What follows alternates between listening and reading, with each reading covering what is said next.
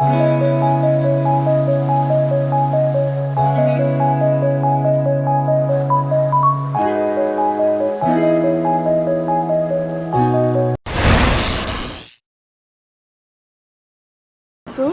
আগের দিন উপোস করার জন্য সকালবেলায় ঘুম থেকে উঠে আগে 1 গ্লাস জল খেয়ে নিলাম। এরপর চলে গেলাম রান্নাঘরে, কারণ পরের দিন পয়লা বৈশাখ বলে একটু আদা রসুন ভিজিয়ে রাখার জন্য, যাতে একবারে বেটে রাখলে যাতে কাটতে সুবিধা হয়। আচ্ছা, কে কে বলো তো এইভাবে আদা রসুন বেটে রাখো তা যাতে রান্নার সুবিধা হয়। যাই হোক, এবার আদা রসুন বাটাটা হয়ে যাওয়ার পর একটু জামা কাপড় কয়েকটা ছিল, সেগুলো একটু মেলতে গেলাম টুকটাক কেচে টেচে। আর এদিকে না ঘরের পাপোশটাও ধুয়ে দিয়েছি, কারণ আমার মেয়ে না মানে কোনো কিছু পাতা থাকলেও পাপোশেই বসে, ওর জন্য আরও বেশি গায়ে কুটকুট করে বলে পাপোশটা কেচেছি। এবার একটু গেছিলাম স্নান করতে, তো স্নান টান করে আসলাম। আর দেখো আজকে দেখো সব পয়লা বৈশাখ কালকে, আর আমাদের আজকে বীজ শুরু হয়ে গেছে। নতুন জামার মধ্যে লাগিয়েও ফেলেছে চকলেট টকলেট খেয়ে। তা আজ থেকে পয়লা বৈশাখ শুরু হয়ে গেছে। এই জামাটা হলো গত বছর দিয়েছিল, পয়লা বৈশাখে তুলে রেখেছিলাম। আমার দিচ্ছে ভালো পাতলা, তো গরমে পড়তে আরাম হলে তো নামিয়ে ফেলছি। তো এটাও তো নতুন, ব্যাস আমাদের পয়লা বৈশাখের জামা পরা শুরু হয়ে গেল। আর এই পাকুনিকে দেখো, আমি চাদর পাতবো বলে ওই স্টিকারগুলো যে খুলেছি অমনি স্টিকারগুলোকে পায়ের মধ্যে লাগিয়ে অনেকেই ওয়াক্স করছে। কোথা থেকে শিখলো কে জানে, আমি কিন্তু ওয়াক্স টাক্স কিছু করি না। আর এদিকে বিকেলবেলা ওকে একটু কেক খাওয়াচ্ছিলাম। দেখো ভাত খাওয়াতে এরকম জ্বালা করে, তো কেক খাওয়াতেও দেখো মুখের মধ্যে নিয়ে বসে রয়েছে। তো আমার মতো কার কার বাড়িতে এরকম হয় জানাবেন কিন্তু। এরপর সন্ধেবেলা একটু পড়াতে বসিয়েছিলাম। আর এর ভাগে না ভাবছি কি, যেহেতু সামনে যখন নতুন একটা বছর শুরু হচ্ছে আমাদের, তো যাই হোক ঘরটাও তাহলে একটু পরিষ্কার টরিষ্কার করে রাখি।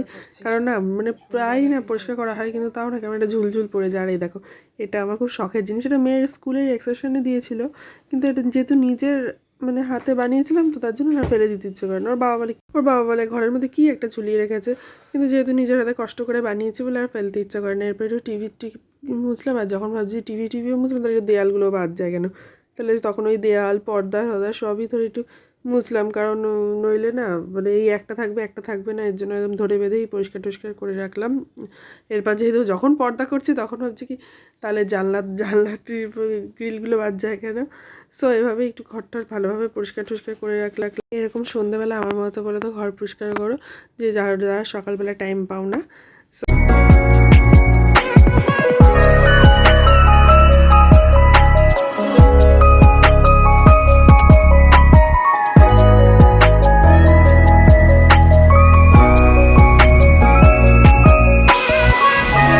এরপর ঘরটার মুছতে মুছতে একটু খিদে পেয়ে গেল বলে মেয়ের ওখান থেকে একটু আঙুর খেয়ে নিলাম। আর আমার না এখন ইদানিংকালে আঙুর খেলে না ভীষণ পেট ব্যথা করে, কী জানি কেন, আগে করতো না। তো তারপর দরজাটা একটু মানে একটু ঘষে টষে নিলাম, তা দেখছি যে এদিকে দেখছি যে ঘরের আয়নাটা না ভীষণ বেহাল অবস্থা, কারণ বাচ্চা মানুষ হাত ঠাত দিয়ে দেয়, তো সেই জন্য ওটাও একটু মুছে নিলাম।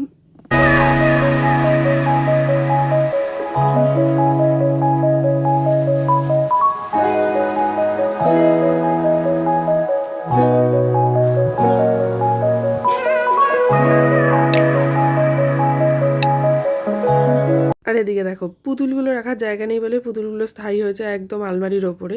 তা অনেকগুলো পুতুল আবার নিচে রয়েছে, খাটের নিচে ঠিচে কোথায় কোথায় রয়েছে, আবার মাঝে মাঝে নিয়ে খেলে। সো সেগুলো তো উল্টে পাল্টে গেছে, দেখি ঝুল ঠুল পড়া আছে, তো সেগুলো একবার ছেড়ে নিলাম।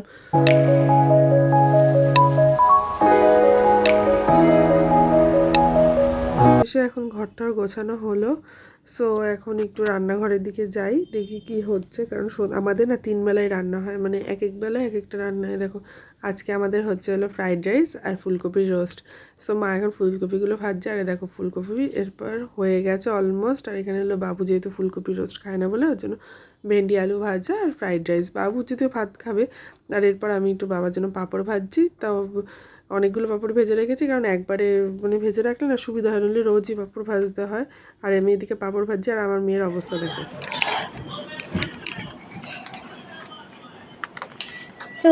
বাবা কি সুন্দর সাজিয়েছে, কি এগুলো,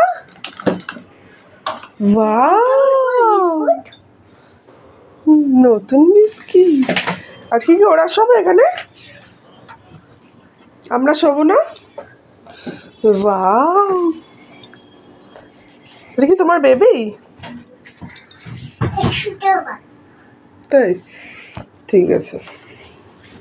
আর এদিকে ওর বাবা ফুলকপি রোস্ট খাবে না বলে ওর বাবা এনেছে চিলি চিকেন কেনা, তো ওর বাবা ওটাই খেলো। আর দেখো রাত্রি 11:30 বাজে আর আমার মেয়ের অবস্থা দেখো, মানে এখনও মানে ঘর ফর সব ঝাড় দিচ্ছে, মুছছে, চেয়ার ঠেয়ার, মানে ওদিক দিয়ে আবার ওর বাবাও দেখছে উকি মেরে যে এটা কী করছে ও গুটুর মুটুর অত রাত্রে।